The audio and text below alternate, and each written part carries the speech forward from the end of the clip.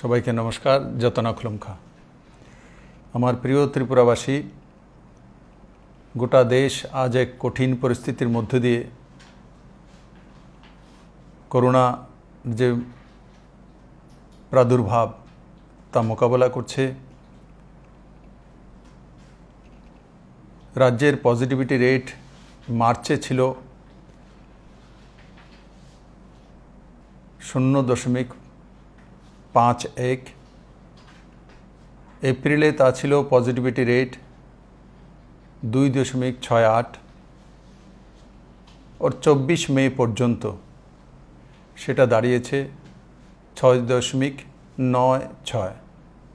তার মানে প্রায় 7% কাছে ওভারঅল ত্রিপুরার পজিটিভিটি রেট। বন্ধুরা, তাই সরকার এই সংক্রমণকে প্রতিরোধ করার জন্য করোনা কারফিউ সহ বিভিন্ন বিধিনিষেধ লাগু করেছে পুরো রাজ্যের বিভিন্ন প্রান্তে। ও তার মধ্যে যে আরবান এরিয়া রয়েছে, বিভিন্ন লোকাল বডিজগুলি, আর তার সঙ্গে সঙ্গে গ্রামীণ ক্ষেত্র, সেটাকেও এই কারফিউর আওতায় আনা হয়েছে। ও সকাল 6টা থেকে 12টা পর্যন্ত তার মধ্যে রিল্যাক্সেশন রয়েছে, আর তার পরবর্তী সময় সম্পূর্ণভাবে কারফিউ বলবৎ রয়েছে। বন্ধুরা, আমরা প্রথম যে করোনার ঢেউ ত্রিপুরাতে এসেছিল সেটাকে আমরা এক ব্যবস্থার মাধ্যমে পরাজিত করতে অনেকটাই সক্ষম হয়েছিলাম। এবার দ্বিতীয় ঢেউ, এই দ্বিতীয় ঢেউ অনেকটাই বেশি প্রভাবিত করছে আমাদের দেশের বিভিন্ন প্রান্তে। আমাদের আগরতলা যে কর্পোরেশন রয়েছে সেখানে পজিটিভিটি রেট রাজ্যের অন্যান্য প্রান্তের চাইতে অনেকটা বেশি এবং ঝুঁকিপূর্ণ। আমি আগরতলাবাসীর কাছে নিবেদন করব যে দৈনন্দিন জীবনে অসুবিধা হবে, বিভিন্ন পাবন্দি থাকবে, কিন্তু আগে আমার জীবনটা বড়। তার জন্য নিজে বাঁচার জন্য, নিজের পরিবারকে সুরক্ষিত রাখার জন্য কেন্দ্র এবং রাজ্য সরকারের যে দিশানির্দেশিকাগুলি আছে সেগুলো কঠোরভাবে পালন করা। বন্ধুরা, আমরা তারই মধ্যে বিভিন্ন জেলাতে স্বাস্থ্য কাঠামোগুলো অনেকটা উন্নত করেছি। প্রথম যে করোনার ঢেউ ত্রিপুরাতে এসেছিল তখন সেন্ট্রালাইজড শুধু জিবি হসপিটালই করোনার চিকিৎসার বা ডেডিকেটেড হসপিটাল ছিল কোভিড-19-এর। কিন্তু কম সময়ের মধ্যে রাজ্য সরকার আমাদের বিভিন্ন জেলাগুলিতে সেই কোভিড কেয়ার সেন্টার হোক, ডেডিকেটেড কোভিড হসপিটাল হোক, আইসোলেশনের বেড হোক, oxygen bed, oxygen concentrator, ventilator, ICU, এগুলো বড় মাত্রায় করতে সক্ষম হয়েছে। বন্ধুরা, আমরা ত্রিপুরাতে ভ্যাকসিনেশনও শুরু করেছি। মাননীয় প্রধানমন্ত্রীজির মার্গদর্শনে ত্রিপুরা বড় মাত্রায় যে ভ্যাকসিনেশনের নিয়ম কানুনগুলো মেনে প্রথমে যারা বুজুর্গ রয়েছেন তাদের জন্য পরবর্তী সময় ৪৫-এর ঊর্ধ্বে ও তার সঙ্গে সঙ্গে ১৮ থেকে ৪৪ বছর পর্যন্ত যাদের বয়সসীমা রয়েছে, আমরা সেই ভ্যাকসিনগুলো রাজ্যের বিভিন্ন প্রান্তে পৌঁছে ভ্যাকসিনেটেড করতে সক্ষম হয়েছি। আর ত্রিপুরা দেশের মধ্যে সর্বোচ্চ যে ভ্যাকসিনেশন হয়েছে সে রাজ্যগুলোর মধ্যে প্রথম স্থানে রয়েছে। প্রায় ২৮% মানুষের মধ্যে সেই ডোজ পৌঁছে দিতে আমরা সক্ষম হয়েছি। ত্রিপুরা রাজ্যে যে প্রথম যে ডোজ সেটা ১৫,৫২,০০০ মানুষের মধ্যে পৌঁছে দিতে সক্ষম হয়েছি। আর তার সঙ্গে সঙ্গে দ্বিতীয় ডোজ সেটাও প্রায় ৫.৬ লাখ ত্রিপুরাবাসীর কাছে পৌঁছে দিতে স্বাস্থ্য মন্ত্রণালয় এবং বাকি যে অ্যাডমিনিস্ট্রেশন সে সক্ষম হয়েছে। তার জন্য আমি স্বাস্থ্য মন্ত্রণালয়ের সমস্ত সহযোগী কর্মীদেরকে অত্যন্ত ধন্যবাদ জানাই। বিভিন্ন ক্লাবগুলো উন্নত চিকিৎসার জন্য গোটা রাজ্যে dedicated covid health care centre, covid care centre আর তার সঙ্গে সঙ্গে অন্যান্য স্বাস্থ্য শিবির এই সবগুলোতে পর্যাপ্ত শয্যা, অক্সিজেনযুক্ত bed, oxygen concentrator, ventilator, ICU bed, প্রয়োজনীয় চিকিৎসার কাঠামোর প্রস্তুত করা হয়েছে। স্টেট সার্ভিলেন্স টিম গোটা রাজ্যে কোভিড চিকিৎসা কেন্দ্রগুলোর সঙ্গে যোগাযোগ স্থাপন করে চলছে, সমস্ত রকম প্রয়োজনীয় ব্যবস্থা নিচ্ছে। কোভিড ওয়ার রুম অর্থাৎ সমস্ত জেলাগুলিতে কল সেন্টার তৈরি করে সেখানে শিক্ষকদের দায়িত্ব দেওয়া হচ্ছে। কোভিড সংক্রান্ত যাবতীয় তথ্য সেখানে পাওয়া যাচ্ছে এবং সেখান থেকে রাজ্যের বিভিন্ন প্রান্তে সেগুলোকে পাঠিয়ে দেওয়া হচ্ছে। বন্ধুরা, আগরতলা পৌর নিগম এলাকাকে যখন কন্টেনমেন্ট জোন হিসাবে ঘোষণা করা হয়, তার সঙ্গে সঙ্গে রাজ্য সরকার সেই এলাকায় বসবাসকারী যারা নিডি ফ্যামিলি রয়েছেন, BPL, Antyodaya, priority house hold, তাছাড়া এপিএলের মধ্যে যারা গরিব রয়েছেন তাদেরকে খাদ্যদ্রব্য পাঠানোর জন্য প্যাকেটিংয়ের মাধ্যমে বাড়ি বাড়ি পৌঁছে দেওয়া হয়েছে। বন্ধুরা, এই কোভিড পরিস্থিতিকে মোকাবেলা করার জন্য আমাদের দৈনন্দিন যে জীবন সেটাকে রক্ষা করার জন্য ত্রিপুরা সরকারের সীমিত বাজেটের মধ্যে আমরা 7 লাখের উপরে পরিবারকে চিহ্নিত করেছি। তার মধ্যে বিপিএল রয়েছে, অন্তোদয় রয়েছে, প্রায়োরিটি হাউস রয়েছে এবং এপিএল মধ্যে যারা গরিব, যারা নিডি তারা রয়েছে। এই সমস্ত 7 লাখ ত্রিপুরাবাসীর যে পরিবার রয়েছে সেই পরিবারের জন্য আমরা প্রতি পরিবার পিছু 1,000 টাকা করে ডিবিটির মাধ্যমে তার অ্যাকাউন্টে ট্রান্সফার করার ব্যবস্থা, আর তাতে 70 কোটি টাকা ত্রিপুরা সরকারের খরচা হবে। আর তার সঙ্গে সঙ্গে 10 কিলো চাউল, 2 কেজি ডাল, 1 লিটার ভোজ্য তেল, 3 কেজি আলু, 2 কেজি পেঁয়াজ, লবণ 1 কেজি, 200 গ্রাম গরু দুধ, 500 গ্রাম সয়াবিন, এই সমস্ত ব্যবস্থা করা হয়েছে। আর তাতে সরকারের ব্যয় হবে 80 কোটি টাকার উপরে। বিশেষ করে অর্থনৈতিকভাবে অসচ্ছল মানুষের কথা বিবেচনা করে 15 থেকে 20 দিনের মধ্যে বড় মাত্রায় এমজিএন রেগা এবং 2F কাজের ব্যবস্থা রাজ্য সরকার করতে সক্ষম হয়েছে। এই শ্রম দিবস তৈরিতে 2F জন্য রাজ্য সরকার ব্যয় হবে 25 কোটি টাকা,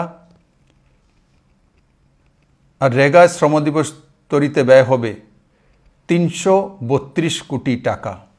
আর তার সঙ্গে সঙ্গে যে আমাদের রাজ্যে 4 লক্ষের উপরে সোশ্যাল পেনশন যে ভাতা প্রাপক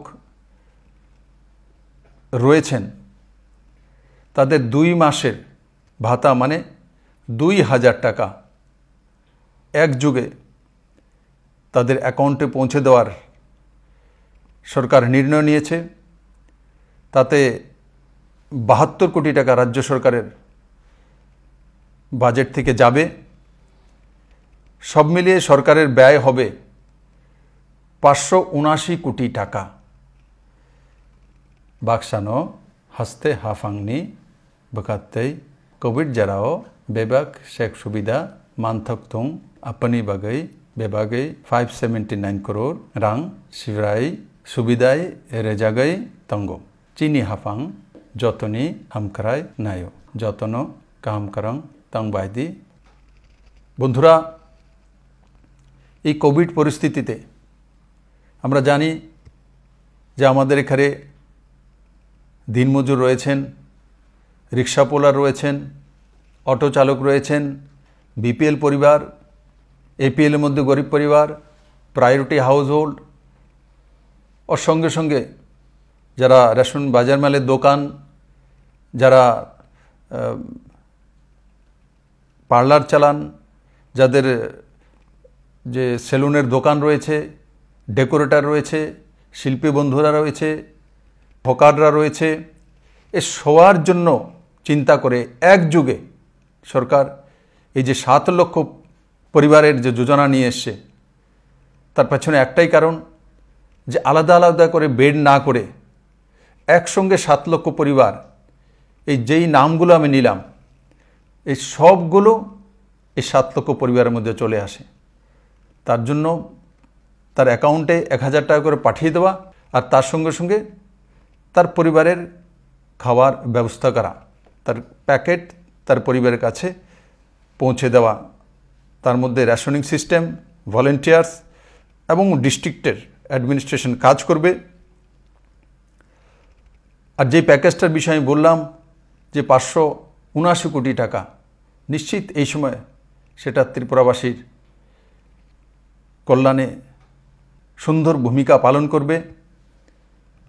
বন্ধুরা, রাজ্য সরকারের আয় সীমিত রয়েছে, আপনারা সবাই অবগত আছেন, এবং তার মধ্যে দিয়েও আপনারা প্রথমেও দেখেছেন এই কোভিড পরিস্থিতির মধ্যে দিয়েও সরকারি কর্মচারীদেরকে এই সরকার 3% দিয়ে দিয়েছে। একমাত্র রাজ্য ত্রিপুরা যে কি কোভিড পরিস্থিতিতে সরকারি কর্মচারীদের বেতন কাটা হয়নি, তাকে ইনস্টলমেন্টে দেওয়া হয়নি, ওর অতিরিক্ত 3% দিয়ে দেওয়ার ব্যবস্থা করেছে। আর আজকে যে পরিস্থিতি মোকাবেলার জন্য রাজ্য সরকার সম্পূর্ণভাবে তৈরি রয়েছে। গত বছর আমাদের কাছে ডেডিকেটেড কোভিড হাসপাতাল ছিল মাত্র 1টি, ও তার মধ্যে যে বেড ছিল তার সংখ্যা ছিল 100টি। কিন্তু কম সময়ের মধ্যে আপনাদের সবার আশীর্বাদে, হেলথ কর্মীদের সহায়তায়, অ্যাডমিনিস্ট্রেশনকে সঙ্গে নিয়ে, কেন্দ্র সরকারের সহায়তায় আমরা এবার ত্রিপুরাতে 2টি ডেডিকেটেড কোভিড হসপিটাল রয়েছে, আর তার মধ্যে বেড সংখ্যা রয়েছে 341টি। 100 বেডের আরও একটি প্রস্তুতি চলছে। গোটা রাজ্যে 7টি ডেডিকেটেড কোভিড হেলথ সেন্টার রয়েছে। সবগুলো মিলিয়ে মোট বেড সংখ্যা 543টি, মোট কোভিড কেয়ার সেন্টার 19টি, মোট বেড সংখ্যা 2156টি, और টোটাল যদি এই সবগুলো অক্সিজেন বেড, অক্সিজেন কনসেন্ট্রেটের বেড, তারপর ডেডিকেটেড যে হসপিটাল রয়েছে, এই সবগুলো নিয়ে যদি ধরি তো আজকের দিনে পুরো ত্রিপুরা রাজ্যে ৩,২০০ কাছাকাছি বেড রয়েছে এবং আরও ৩০০ বেডের ব্যবস্থা রাজ্য সরকার করতে চলছে। এই কোভিড পরিস্থিতিতে সবচাইতে প্রয়োজনীয় যেটা হচ্ছে সেটা হচ্ছে অক্সিজেন। এই কোভিডে যখন আক্রান্ত হই আমাদের মূল যে প্রবলেম হয় সেটা অক্সিজেনের। যখন 90-র নিচে মাত্রা চলে যায় তখন তৎক্ষণাৎ আমাদেরকে হসপিটালে অ্যাডমিট হতে হয়, বড় মাত্রায় অক্সিজেনের প্রয়োজন হয়। একসময় আমাদের রাজ্যে তার পর্যাপ্ত কোনো ব্যবস্থা ছিল না, কিন্তু আজকের দিনে আমরা যেই পরিস্থিতিকে মোকাবেলা করছি আর যতটা কোভিড পেশেন্ট রয়েছে এই সবগুলোকে মোকাবেলা করার মতো রাজ্য সরকারের কাছে অক্সিজেনের পর্যাপ্ত ব্যবস্থা রয়েছে। আর রাজ্য সরকার কেন্দ্র সরকারের সহায়তায় আমাদের 8টি জেলাতে 8টি নতুন অক্সিজেন প্লান্ট তৈরি করতে চলছে, তার কাজ চলছে। তার সঙ্গে সঙ্গে আমি অত্যন্ত খুশির সঙ্গে বলবো যে উত্তর পূর্বাঞ্চলের মধ্যে সবচাইতে বড় অক্সিজেন প্লান্ট, যেটার প্রতি মিনিটে 1050 LPM এর অক্সিজেন প্লান্ট, সেটা আমাদের আগরতলাতে আইজিএমে নির্মাণাধীন। এটা উত্তর পূর্বাঞ্চলের সবচাইতে বড় অক্সিজেন প্লান্ট। আর তার সঙ্গে সঙ্গে আমাদের টিএমসি হসপিটালে 60টি বেডের জন্য অক্সিজেন প্লান্টের ব্যবস্থা, তার কাজ চলছে। জিবি হসপিটালে অক্সিজেন প্লান্টের কাজ চলছে, সেটাও প্রায় 900 LPM এর চাইতে বেশি অক্সিজেন সরবরাহ করতে পারবে প্রতি মিনিটে। আর তার সঙ্গে সঙ্গে বুদ্ধজং-নগরে প্রাইভেট আরও 3টি অক্সিজেন প্লান্ট রয়েছে এবং আসাম থেকে যে লিকুইড নিয়ে আসা তারও একটা সুবন্দোবস্ত করা হয়েছে। আসাম সরকার ত্রিপুরার জন্য স্পেশালি একটি কন্টেনারের ব্যবস্থা করে রেখেছেন এবং এখানে আমাদের যে অক্সিজেন প্লান্টগুলো রয়েছে বা যেগুলো তৈরি হচ্ছে সেগুলো প্রাকৃতিক হাওয়া থেকেও অক্সিজেন কালেক্ট করে সেগুলো সরবরাহ করার যে ক্যাপাসিটি এবং সেই টেকনোলজি সেগুলো দিয়েই তৈরি করা হচ্ছে। বন্ধুরা, এটা ত্রিপুরার জন্য এটা অত্যন্ত সুখবর যে আমাদের মূল যে বিষয় যে অক্সিজেন, সেটা আমরা অনেকাংশে পর্যাপ্ত করতে সক্ষম হয়েছি। তাছাড়া আরও 18টি অক্সিজেন প্লান্ট তৈরি করার জন্য এনএইচএমের মাধ্যমে ভারত সরকারের কাছে ত্রিপুরা সরকারের তরফ থেকে প্রস্তাব আমরা পাঠিয়ে দিয়েছি। আমরা আশা করি খুব কম সময়ের মধ্যে ভারত সরকার সেই 18টি অক্সিজেনের প্লান্টের অনুমোদন দিতে সক্ষম হবে।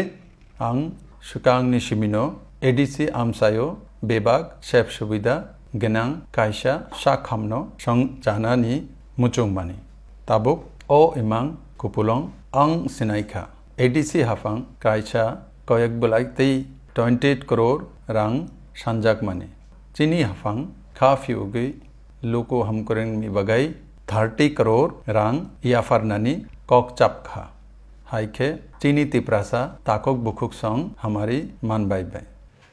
আমাদের এডিসি অঞ্চলের যে খুমুলুং রয়েছে আমাদের হেডকোয়ার্টার, সেখানে যে হসপিটাল রয়েছে সেটাকে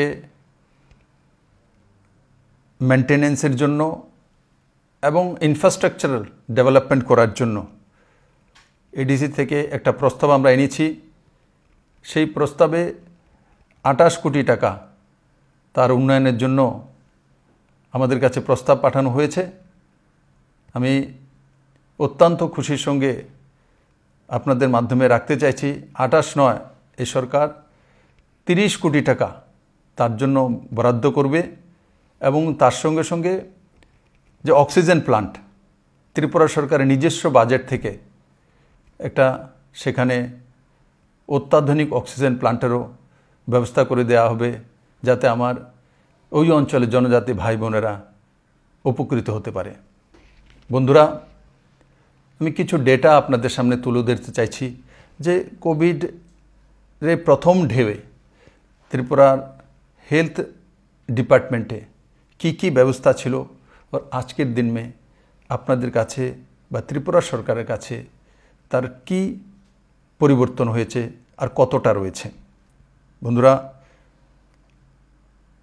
আমাদের প্রথম ঢেউতে আমাদের কাছে কোভিড আইসোলেশন বেড গত বছর ছিল 100টি, এবার সেই সংখ্যাটি 1965টি। অক্সিজেন সাপোর্ট বেড ছিল 40টি, এখন 1048টি। আইসিইউ বেড ছিল 12টি, এবার তা হয়েছে 80টি। ভেন্টিলেটর মাত্র 1টি ছিল, এবার আমাদের কাছে ভেন্টিলেটর রয়েছে 126টি। ভারত সরকারের সম্প্রতি আরও 30টি ভেন্টিলেটর সরবরাহ করছে।